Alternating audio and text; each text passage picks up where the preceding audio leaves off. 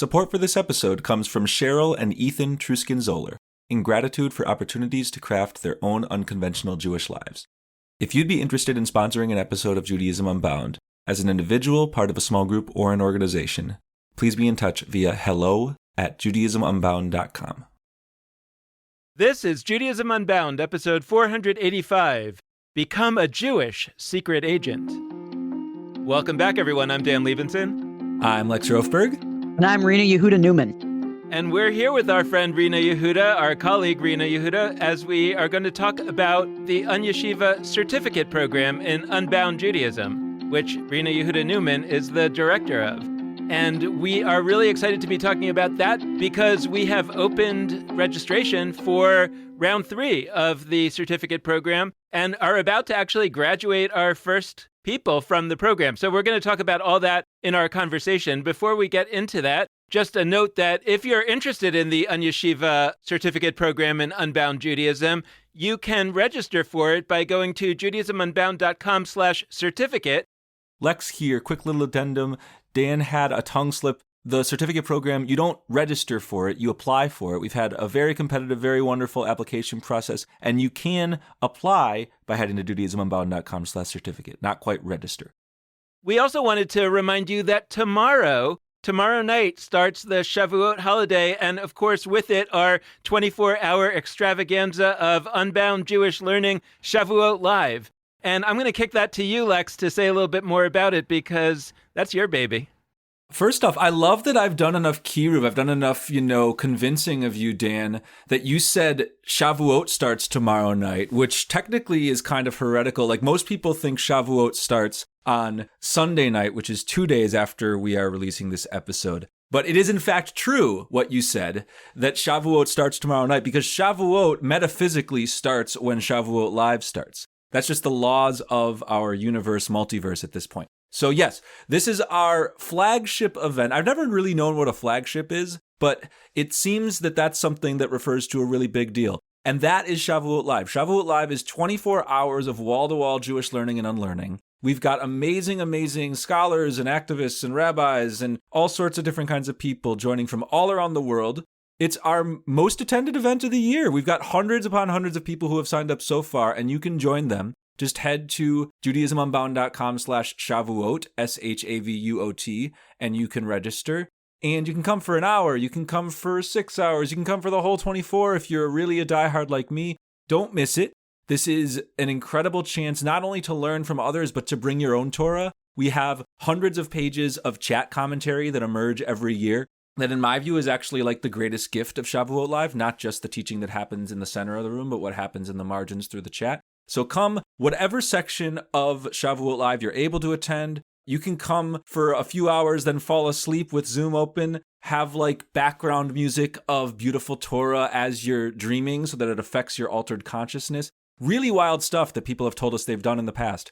Don't miss it. Head to judaismunbound.com/Shavuot, and then more importantly, come join us tomorrow. So perhaps that is a good segue to talking about the Unyeshiva Certificate Program, because I was thinking about this a little bit in light of, I'm remembering when I got this job as president of Lippman Camphor Foundation for Living Torah, there were members of my family that were particularly impressed that I was going to be a president. And I remember saying to them, but I'm the president of Judaism Unbound now. And they said, yeah, but it's different when you're self-appointed. So I was sort of thinking about that in light of the Unyeshiva Certificate Program and just kind of the meaning of certification, the meaning of somebody kind of bestowing something on you, and wondering how you're thinking about that these days.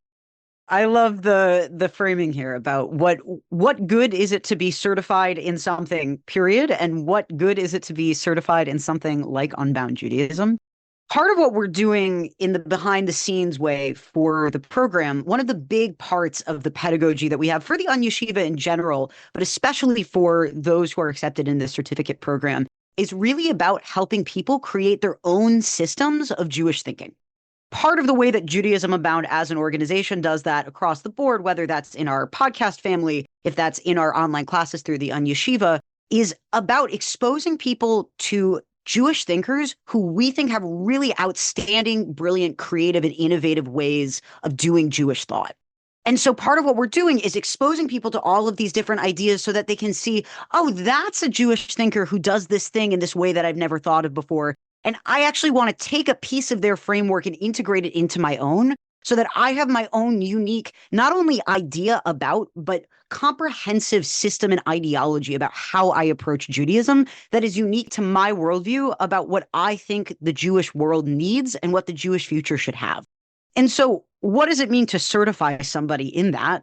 We really want, through having a certificate, people to feel empowered to go and have the audacity to speak the kinds of Jewish knowledge and Torah and truth that they know into the communities that they're in.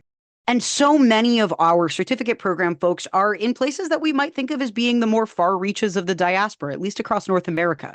We've got people who are in much smaller Jewish communities. We've got people who live rurally. We've got people who are across the map. These are places that we really encourage them to do Jewish in ways that feel resonant to them. Part of what certifying people in Unbound Judaism is also about giving people the confidence to feel like they have thought deeply and long and well about how they think about Judaism, and that we're giving them a piece of paper that says, we believe in you to come up with these solutions, both in your community and in the broader Judaism Unbound orbit, that we want to continue working with you and empowering you to do Jewish in the places that you are. That's a perfect frame of what we're trying to achieve in terms of this sense of like self-certified, or I guess what you said is like not really self-certified. You're being offered that by somebody else. I don't know, in the Torah, you like put your hands on someone to pass leadership. But like maybe at our ritual, we should have people like put their hands on themselves, play a game of head, shoulders, knees, and toes, and they have granted themselves the ability to be certified. But we do believe that the Onion Yeshiva has amazing teachers, and through our monthly gatherings that the certificate program students do, we believe that there are particular ideas that folks soak into and people that they connect to that help them hone their Torah and also their avoda, their avodah. I'll let Rena Yehuda say more about that. We sort of use those terms in very specific ways in the program. But we also, on a practical level, have heard from a lot of people that they want to have deep Jewish learning, deep Jewish experiencing that is not a graduate program, that is not a rabbinic degree. And there aren't that many opportunities for that in Jewish life. And the ones that are available often require you living in a particular geography. They're available, at a university in a specific place or at a seminary in a specific place. There are some online, but sometimes their cost is pretty prohibitive. And so we're trying to meet this need that people have described. And Dan, that you and I have been hearing since the very early days of our podcast, long before we had this program, that folks feel called to deep Jewish learning, even to forms of Jewish leadership. But there's a disconnect between that call and like the pathways that exist for people to like be seen by others as Jewish leaders. We live in a world that does ask of folks to have certifications, to have credentials. And so we are to some degree acquiescing to that norm of offering certificates. I do think we do very little acquiescing besides that. And we spend a lot of time actively sort of upending what it means to learn Jewishly, what it means to unlearn Jewishly, what it means to act and engage and create Jewishly. And it's very fun to do so with, so far, the couple dozen folks who have enrolled in the certificate program, and soon the next bunch that are going to be joining them in cohort 3. Lex, to your point that we exist in a world that asks people to have credentials and degrees and pieces of paper, what I think of it as, we're helping people be secret agents. Insofar as we're giving people a piece of paper to say, you can now enter into a more institutional space because you have a certification. We want these people who are feeling empowered in their own Judaism to feel also that they can navigate in more institutional spaces that need a more unbound lens applied to them. And they might choose to go off and do unbound Judaism in their own pockets of the world and never touch a synagogue or never touch a 501c3 nonprofit.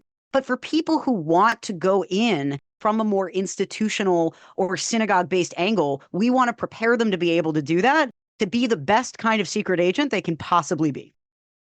It's interesting that you're putting it in the terms of acquiescence, Lex, and it's also, I'm reflecting, Rena Yehuda, on what you just said about institutions. I think what I've been thinking a lot lately about, and I would put this. I mean, I think there are cynical people, and maybe I shouldn't say cynical, like, because I think it could be a fair take, but it's not the take that I want to push right now, but that there is a sense where the Jewish people are often being kept dependent on certified Jewish leaders of various kinds. And I've been thinking about it relating to parenting lately, that, right, good parenting is about preparing your children to eventually leave the nest and be independent of you and not need you. Then I would know that I've done a good job as a parent. I'm not sure that that's how most leadership training in American Judaism is imagining the relationship between leaders and people ought to be. I think that there's an imagination that the people will be dependent on the leaders until the day they die. And after, through Shiva, and genuinely, after, like the after. rabbi will be the one that facilitates the right after. Right. And I wonder about an alternative view that says my role as a leader is to empower people to not need me. And there's something that I'm thinking about in terms of the difference between the Unyeshiva and the Unyeshiva certificate program, where in a way the certificate program may be an effort to not acquiesce to the need of certification in our world today, but actually to try to do something pretty profound, which is to say to people, we would love it. You want to come back for more classes? You're certainly invited, but you don't need to. You're going to have this experience that, from our perspective, puts you out there as, certainly authorized to live your own Jewish life in an empowered way and on your own, hopefully to lead others in this way of empowering them and making them not dependent on you anymore. And I wonder if maybe this is a way of creating that kind of, almost like I'm thinking about it almost like as a runaway chain reaction, like a nuclear chain reaction, but in a good way, a good kind of. There's deep Hasidus on this. There's deep Jewish mystical teachings on this. That the Lubavitcher Rebbe, who is the most recent head of the Chabad Lubavitch movement, taught that when a chassid, when an individual student would come up to him and would say, I want you to light my fire of Judaism. I want you to help me come alive with Jewish practice and Jewish thought. He would say, I can't light your fire, but I can give you the match, which is to say that it's on each of us to light our own fire. But one of the things that's very cool about fire as a metaphor is that fire is a resource that when it is given or increased, it does not diminish in its source. I'm a huge believer in another Hasidic teaching that each Jew is like a letter in the Torah. And in the same way that an entire Torah scroll requires that every letter is present, if even one letter is blotted out or somehow erased or incorrect, then the entire scroll is not kosher. And so every single person has what to teach for the rest of the Jewish people. Every single person has something to give and has something that is uniquely theirs to reveal. And I really view my job as helping people reveal that teaching that is uniquely theirs, that all of the rest of us need from them. I guess I would love to hear what the Unyeshiva certificate program is today. And also, since we've done one or maybe two episodes on the certificate program in the past, if you could talk a little bit about how it's growing, how it's changing. There are a couple core pieces of the certificate program. One is that, as one would probably guess, each student in the certificate program takes classes in the Unyeshiva.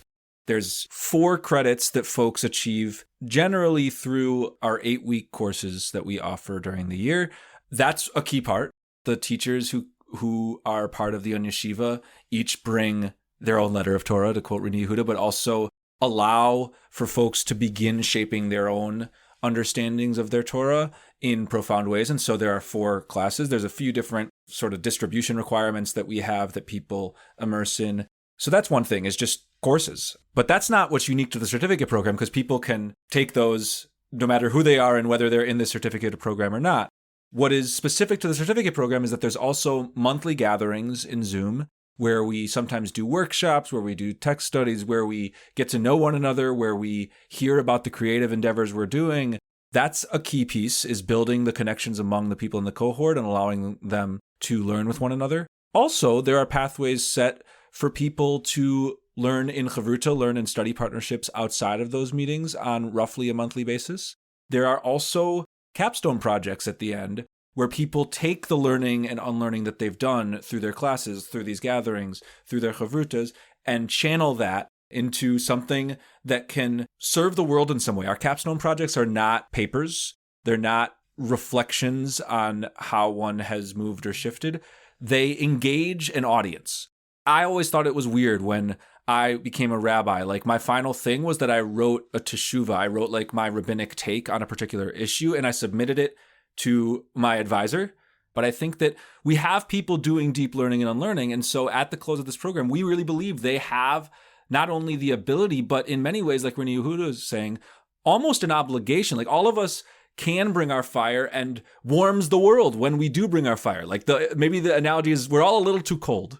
And so the fire needs to be generated. And so these capstones are a way for people not only to like make a little self fire, but actually bring it to the world and allow it to touch other people's lives and warm their bodies and souls.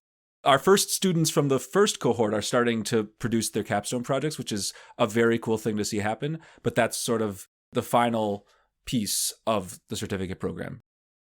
One of the things that we talk about in terms of the framing or scaffolding is the whole entire world is founded on three things, and that is Torah, Avoda, and Gimilut Chasadim. So what do these things sort of roughly translate to? Torah being teachings, the actual nitty-gritty content about what people are learning in classes, a more intellectual lens on it. Then there's avoda, which often translates to work or service. And one's avoda is what you're called to do in the world. It's about how your learning is applying to what you were sort of uniquely put here to do. And Gimilut Chasadim is part of how we actualize that in the world beyond the Yeshiva. And so for avoda, that might look like peer-led electives, engaging in broader conversations and sharing of themselves and the kinds of things that they do in the world. And then Gimilut Chasadim, I think, is encapsulated in the capstone project, in which you are doing good acts, good works, acts of kindness that are also about extending yourself beyond just you and into the world. And so from that angle, we start with the Yeshiva, with the learning. Then we have the avoda, which is the processing, the work of synthesizing and thinking about and integrating all of these different parts of what we're learning into the community. And then Gimilut Chasadim, the actions that we take and the ways in which we try to bring Unbound Judaism into a space that's not just in our digital walls, but beyond these rooms, into all sorts of different spaces, whether institutional or non-institutional.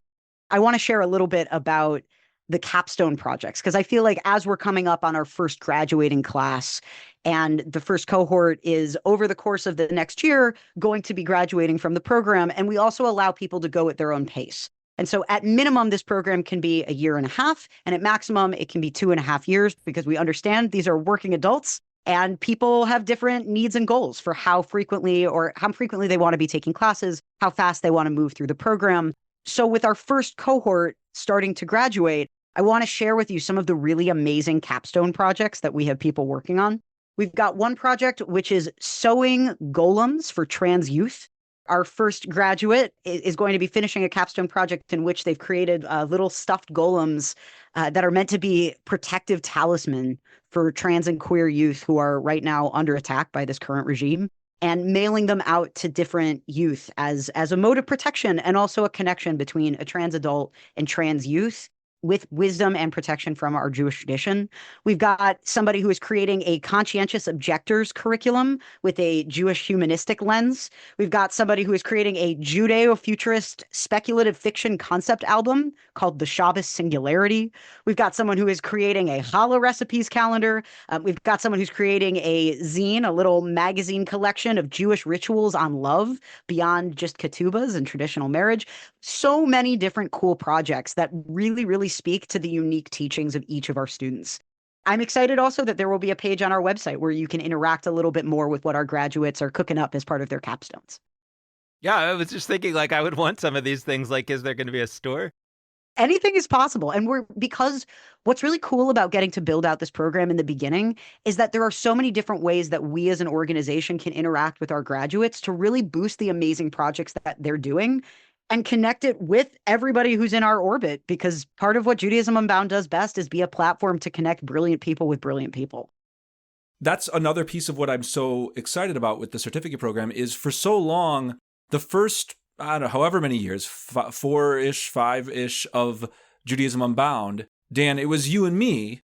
Like, we had people listening to our podcast, but in terms of those who were creating under the Judaism Unbound umbrella, it was pretty much us. There were here and there others that would chime in and create resources, but it was largely us. That's not enough to catalyze the level of change that either you or I want, and which we sense from our audience we all want, to build the Judaisms that we need. When you start to build cohorts of changemakers who create cool zines and challah calendars and a mixture of like passionately justice-driven serious projects and those projects that bring us smiles and joy to our faces and those that blur those two extremes that are not actually separate, that's when you start to actually have some scaffolding. We're talking about building stuff and metaphor. Like, we need to actually have, the foundation laid. And I'm going to show very quickly that I don't know how to build houses, but like foundation laid, you need your initial materials and you got to start elevating to higher levels and you got to build up structures that provide support. That's all part of what it means to build anything. And so if we're building new forms of Judaism, that's a group effort. There's no house today. I mean, maybe not no. There's very few houses today that are built by like one person or a couple people doing an effort. And even those, they're using materials that have been generated by others in often many disparate corners of the world. So we need to be doing that. And Judaism Unbound over the past few years, we've expanded beyond like Dan and Lex to Dan and Lex plus all of our Yeshiva teachers, plus the first folks in our Yeshiva certificate program. But even that, most of the things being done as extensions of Judaism Unbound are being done through Judaism Unbound or the Yeshiva. What we actually want next is we want to have ripple effects that people have no idea are coming from us. I actually am not interested in like credit. I don't care if in 100 years people know that Judaism Unbound instigated something. That's immaterial to me. What matters is that we do the instigating, and then whatever set of dozens to hundreds to thousands of people play a role in taking it to its next levels. Amazing. We have to provide the platform for people to build those skills and try out different things to figure out what their modalities of Torah are in order to make that happen. And it's here. It's becoming real. So like that's exciting. And when we welcome in this third cohort, a lot of things, it feels like once you've done 3 of them, it's real. Like when you do something once, it's an experiment. When you do something twice, like it's still an experiment, like you're giving it another shot. But when you do something 3 times, it's become like a new level. It's like in the Birkat Hamazon, if you have 3 people blessing after the meal, you actually have to say a certain set of additional words because it's a new status of gathering when there's 3 people there. So 3 cohorts, we've taken a step towards this future building that we're trying to take. Yeah, it's interesting. Like I'm trying to think about this a little bit, and it's a little bit strained, but I was thinking about a future where Yeshiva certified people certify other people.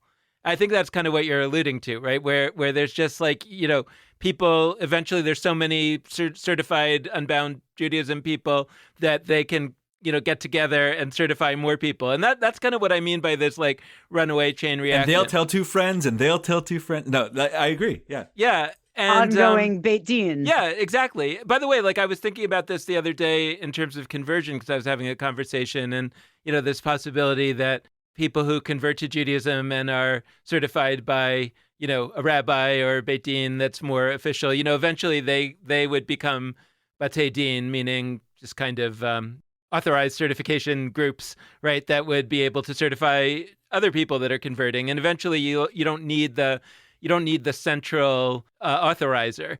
I'm reflecting on this as, somebody who was there at the beginning of the certificate program and now is not there.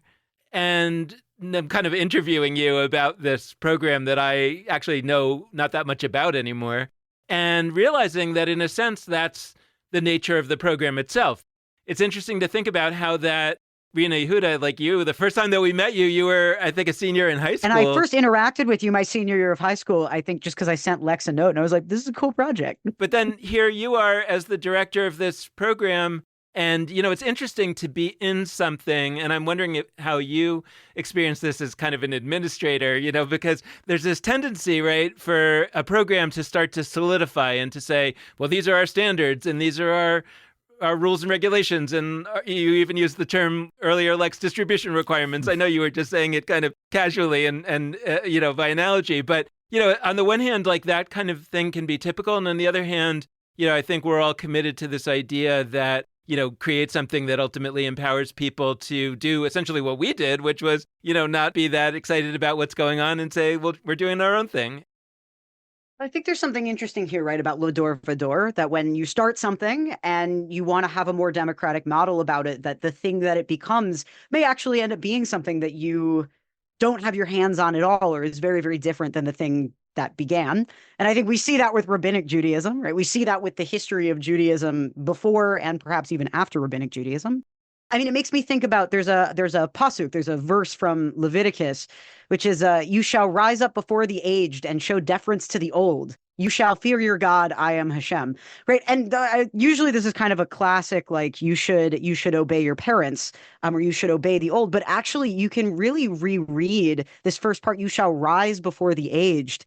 You should stand up with a backbone in front of your elders. Yeah. And that actually the younger generation should have convictions that are their own. This is a part of the Haggadah, right? That each in their own generation has to see the Exodus as something that happened to them, not just something that happened to their parents.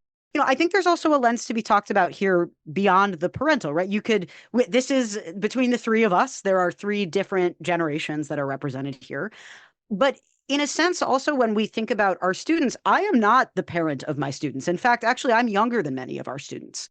And I think it's really important to have a lens about this that is not about a parental dor vador, but is actually just thinking about the ways in which power is not distributed equitably. And many of our students come from marginalized spaces, whether that's on the basis of identity, whether that's in terms of feeling enfranchised or disenfranchised around Jewish literacy and practice. We have a lot of people who come to our program who have brilliant minds and tons of experience, and are really looking to deepen something specifically about their grasp and how empowered they feel about doing Jewish. And so part of what our responsibility here is not about paternally parenting them, or doing some kind of thing that we have the knowledge and they are the recipients of knowledge, which I think is one of the things that Judaism Abound doesn't do. I mean, Dan, earlier in this episode, you were talking about how it's actually about being able to give people the autonomy to do this on their own. That part of what our job is to help people who feel like they might need permission feel like they do have permission. Because the truth is, they should give themselves permission. But for many people who come from a more marginalized background or experience in a world that says that they should not take up space at all, it can be helpful to have a whole organization that thinks that they're brilliant, that says, you have what to teach, go and teach it. And that's part of our responsibility to them, is hyping them up in a world that has trampled them down. I'm flashing to a liturgical thing that I've referenced a bunch on this podcast, but I want to reference it in a different way than I have before, which is on Yom Kippur.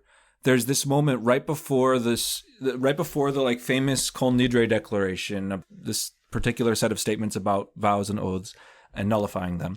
And before that, what it says is, by the authority of basically God on high, Bishiva Shomala, according to the heavenly yeshiva, the heavenly study hall, which God presides over, and according to the people, like the yeshiva of down here on earth, it says in Hebrew, Anu matirin lehitpalel im ha'avaryanim. It says, we permit that you can pray with transgressors. Now, in the past, I've talked about how interesting it is that we like kick off Yom Kippur by saying how great and permitted it is to pray with transgressors. It implies that all of us are transgressors. But here, I want to talk about like a bunch of people in a room that are not rabbis say, we hereby channel the power of God on high and the earth to permit a thing Jewishly. Like, that's actually part of the traditional liturgy. It's not the rabbi doesn't say that solo. It's not that like being a rabbi gives that person the ability. It's every single person, by being in that room at all, has the ability to channel a deep kind of power and make a new Jewish reality. to make a statement that we are able to pray together as transgressors and towards us hopefully becoming a little less transgressors. That's amazing and very casual. We just do it. Like, yeah, well, like we're just going to channel divine authority now. Like, and then we'll do the next thing. I think somehow we've reached this place where, largely because of modernity, largely because of how other religions understand religious authority, we've just so thoroughly lost the idea that every Jew not only has the ability to offer Torah, but again, the obligation. This is like, some people push back on me and they'll say, look, Lex, not everybody wants to be at the front of a room Jewishly. Not everybody is called to like deliver their Torah. Some people just want to receive from folks who are ordained. At the end of the day, I am kind of saying that world needs shifting. I actually don't love that there are people who feel like, not for me to bring Torah that affects other people in the world. We're not going to hit 100%, but we need to work towards a world where people actually feel called to bring that, because our Jewish world actually can't be its full, whole self without all of its pieces sort of bringing the little bits that they can for the betterment of the whole, and not just the whole of Judaism, but the betterment of the world. And it does lead me to a place of like, look, we actually need to push beyond a world of centralized authority in a few people towards a world where everybody has that, even those who don't think that they should be at the front of the room. Well, I know that when you're a hammer, everything can look like a nail, and I certainly am obsessed with this particular text, which, by the way, unless I change my mind between the time that we're recording this and the time that this is released, I think it's what I'm going to talk about at Shavuot Live. But this text about Jethro's visit to Moses is one that I've been obsessed with for a long time, and I think it relates to this. So this is a story that takes place in the wilderness right before the Torah was given at Mount Sinai, i.e. right before Shavuot, right, at least in our rabbinic sort of recounting of when things happened. It's the story of Moses' father-in-law, Jethro, who's the leader of the Midianites, not a Jew, and he comes and he gives Moses some advice. And famously, that advice includes this idea that you should appoint captains of tens, fifties, hundreds, and thousands, meaning that you can't do it alone. To your point, Lex, about getting everybody into the front of the room, that story, if you add it up, it means that 13% of the Israelites become leaders of some kind. And the truth is that I would be pretty satisfied if we got to 13%, as a starting point, right? Like, if we could just say if 13% of the people out there listening, want to put their hand up and say, I'm interested in some fashion, that would be awesome. I would like it to be 100% too, just saying we could start with 13%. But if we think about what that story is about, right, it's about a time when the Israelites were going through a wilderness period, right? A period in between, right? They were in between Egypt and the Promised Land. I think that sounds a lot like our time. You're in a place that's not very good. It feels mythically like a pretty familiar situation. And what Jethro is saying to Moses is that you can't do this. And by the way, he doesn't say, and so we need 5 more Moseses. Right? He doesn't say, so we need, some elite leadership here. He says you have to divide the people into groups small enough that a regular person could lead them. Maybe they need a little bit, and it says you should instruct them. So they need a little bit of a certification program, right? But then Jethro, this is the part that I really want to talk about, that Jethro suggests that there are 4 characteristics to the people that you should appoint to these positions. The first one is that they're anshe chayil, which is often translated as skillful. But it actually can also be kind of powerful, strong, vigorous, things like that. The second is that they are Yirei Adonai. They're in fear or in awe of God. They're God-fearing is often how it's translated. And I remember at an yeshiva class, this was for me as a teacher, one of the most profound experiences where I said, let's skip over this. This is kind of a more secular approach. And they said, no, I don't want to skip over this. Then the student interpreted that as mission aligned. Their mission was to follow God in the story, right? And to be in awe of that or in fear of that is to serve that mission, is to say, I'm subservient to that mission, right? I'm in service of that mission. And then the other 2 characteristics, I think, bring on a new valence once you see it that way. So the third characteristic is they are anshe emet, which is often translated as honest people, truthful people. but it can also be translated as they are people of truth. I mean, that's the most direct translation, which I would interpret as truth tellers. Now, what is a truth teller when you're in service of the mission? A truth teller is someone who stands up, like you were saying, Rena Yehuda, who stands up to the elders and says, I don't think you're going in the right direction. And it's my responsibility, it's my calling to stand up and say, not in a mean way, not in a uncooperative kind of way, but in a way that says, I'm here in service of a larger mission, and I have to stand up and say what I think we should do. We're saying that this is a time that we believe that a lot of people out there who understand deeply, or who come to understand deeply, their sense of what the mission is of the Jewish people should stand up and say, this is where I think we need to go. And in a sense, like, our job is to figure out how to give them the self-confidence to not have the imposter syndrome to say, yeah, I need to do that. The fourth characteristic is that they are sonei betza. Now, betza is a word that's often translated as like ill-gotten gains. They are haters of ill-gotten gains, but actually it just means gain. So it means these are people who hate gain. In other words, I interpret it as they're not in it for the money. They're in it to serve that higher purpose.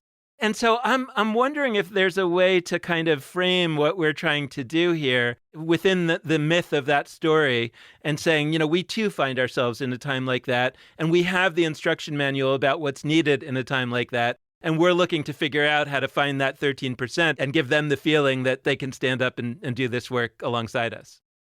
As you're talking, I really, really like this teaching. And as you're talking, thinking about Moses and thinking about the kind of leader that he was, I think I want the certificate program to be a container for people to have an opportunity to have a burning bush moment. We're not the thing that makes the bush burn, right? Like that's God, right? Like that's external to us. We are not God in this analogy, right? They uniquely, as Jewish thinkers and leaders, have this experience. But what I want is that the certificate program can facilitate that encounter for people. Because Moses is also a perfect example of what a great certificate program student often looks like, which is somebody who feels both called to justice. Moses famously beats an Egyptian overseer who has taken out unjustly this massive act of violence against an Israelite slave. And then he flees because he says, I saw this injustice and now like the empire's coming after me. And he spends all of this time in Midian, and then he has this encounter with the burning bush. And so as a teaching that Lex gave me a while back is that Moses is actually tricultural. He is Israelite by birth. He is culturally Egyptian, and then has spent all of this time in Midianite culture such that he's got all of this other language and this other culture under his belt. And he doesn't really feel like he belongs anywhere. There's not a world to which he is a perfect match. And that's part of the reason why God comes to him and says, you're the right kind of leader. And he says, oh, but I'm slow of speech. I've got kind of a stutter. I'm like bad in front of people. I don't know what to do. And God says, no. You're the right person for the job. And so hopefully we in the certificate program can encounter people when they are having that moment of their own doubt to go off and teach the things that they have to teach, specifically because they are of so many worlds. And that they may actually feel that they don't belong, or they feel like they're in exile or the far reaches of diaspora. That's part of what a program like this is great for, because these are the leaders that the next Jewish future really needs. Yeah, it's not a side element of the story that he questions his own ability to lead. Like, that's the only kind of person where it is valuable to show them at the centerpiece of a collective narrative. I actually would be really frustrated if our Jewish communal story was named The 5 Books of, and then you insert a name of somebody who was like really revved up to take charge of any group. And now I want to talk to the people out there listening. There's a funny tone on the podcast where you're always talking to the people also on the podcast and the listeners at the same time. It's this like dual voice where I'm talking to Dan and Rena Yehuda, but I'm also talking to the listeners because I know you're listening. But I'm speaking specifically to you, listener, right now. We're not talking about the Jew next to you. We're talking about you wherever you are. Whether this is the first episode of Judaism Unbound you've ever listened to, or you've been with us for 400 episodes, whichever it is, we're calling you to Jewish leadership. Now, not all of you are going to apply to the certificate program. I hope you all do. I hope you all go to judaismunbound.com/certificate and apply. But even if you don't, I want you before the end of this episode and after it to consider, like, what's a way that I can level up my Torah giving, my offering of Jewish wisdom and justice seeking to the world? What's an actual tangible way I can do that? I feel urgency about this. We're in a moment where society is falling short in every respect. We are not looking out for those who are most in need in our country, in Israel, Palestine, in the whole world. We are not meeting the bare minimum of what it is to be a humanity. Like, I'm not saying we're inhuman. I'm saying as a humanity, we are not at the base, like we're getting a failing grade. And so that actually means we are all being called. And I believe that spiritual muscles are a way that we can collectively serve the betterment of that failing grade. And I think that Judaism, not alone, in partnership with other religious traditions, has a lot to bring. And so I genuinely think that every day that goes by where we're not finding ways to offer our Torah, offer our letter of Torah to the world, we're languishing a little. I really hope that each person can find somewhere where you can channel your magic into the world, because we need you, not the person next to you. I mean, also the person next to you, but we need you.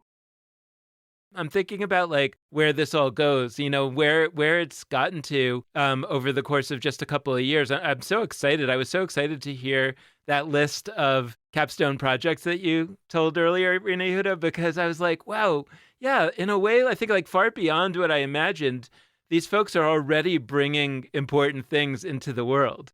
I mean, like golems for trans kids, like that is so important. Like that is so awesome. I mean, everything that you said, but it's like, wow, that I would never have thought of that.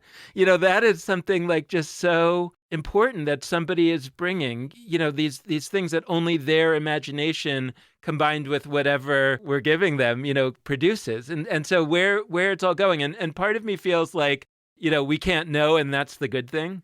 And part of me wants to, you know, like put my flag down and say, you know, I think, you know, it's like JFK with the moonshot, you know, before this decade is out, we'll land a man on the moon, you know, and bring him back safely to Earth. What would that version be here? You know, that part of me feels like a calling for where this is going, to say, wow, like what else is needed in the ecosystem of Jewish life that others are kind of putting behind well, you know, the best text, right, to talk about here that we've talked about before is the text from the Talmud about when Rabban Gamliel was removed from his position as the head of the Innovation Center for Judaism, you know, called Yavne, and he had these rules about who could get in.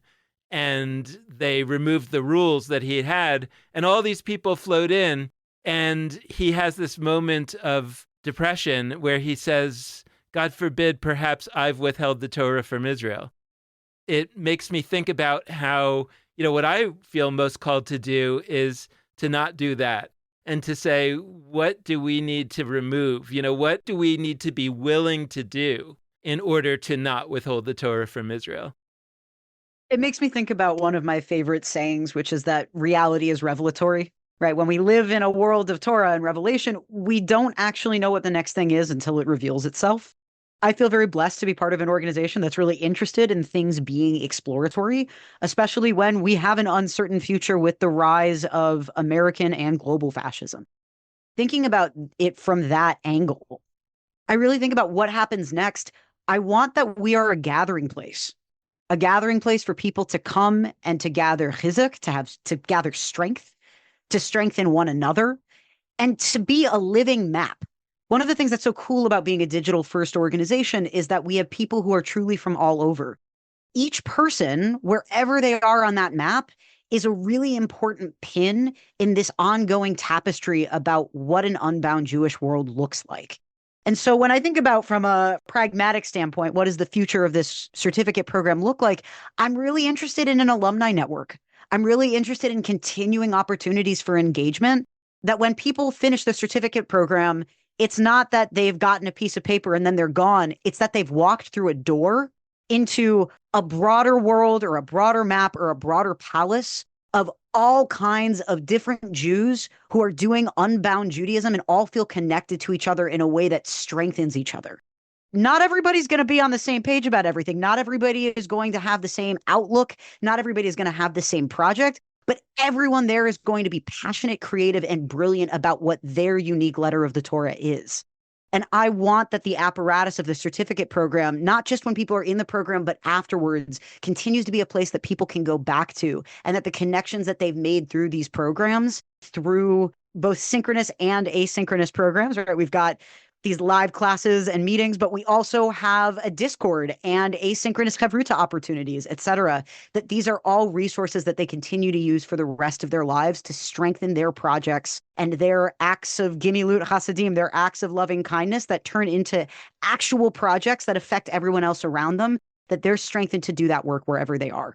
And so if you are somebody out there, our fabulous listeners, who knows that you have a letter of the Torah that you need to reveal in the world, and you feel called to doing that work, and you're also a little bit unsure about how, but you're excited to learn and you're excited to connect with other people who feel similarly driven, I can't wait to read your application.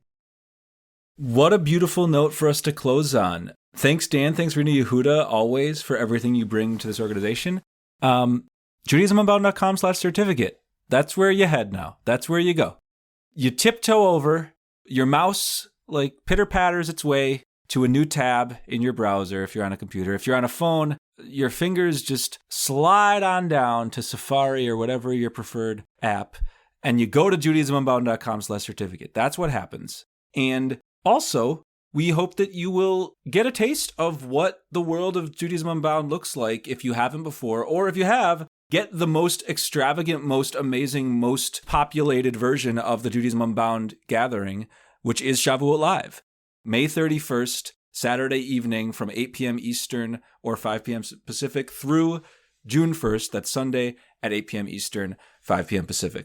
The last thing we'll say is that we're really, really grateful when you're in touch with us. So this time especially, if you have questions about the certificate program, questions about Shavuot Live, you can send them our way. Our email addresses are dan@JudaismUnbound.com, lex@JudaismUnbound.com, Rena Yehuda, RenaYehuda, @JudaismUnbound.com. And we're really grateful to receive whatever questions, whatever visions for the future at those email addresses. So we'll close on that note. Thank you so much for listening. And with that, this has been Judaism Unbound.